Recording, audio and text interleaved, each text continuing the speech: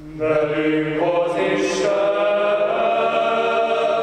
értsétek meg nemzetek, és sérjetek meg, mert velünk az Isten.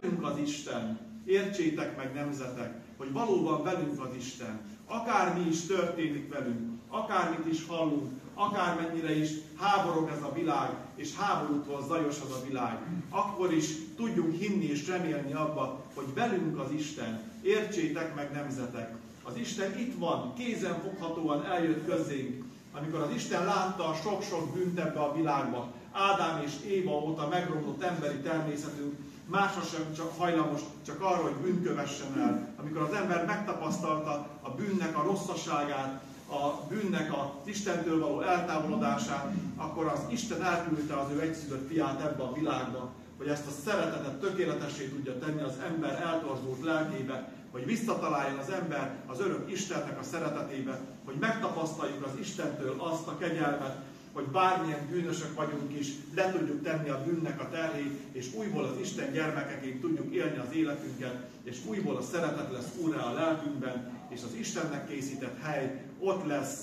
a szívünkben. Bármennyit is ki tudunk szakítani az Isten számára, ami eltorzult szívünkből, az Isten be fog költözni az emberi lelkekbe, hogy az emberi szívekbe valóban ott legyen az igazi szeretet, az őszinteség, a tisztaság, az örömteliség, és valóban meg tudjuk élni ezt az ünnepet úgy, hogy nem az eltorzult világ ünnepére gondolunk, hanem a mi saját belső békénket próbáljuk megvalósítani.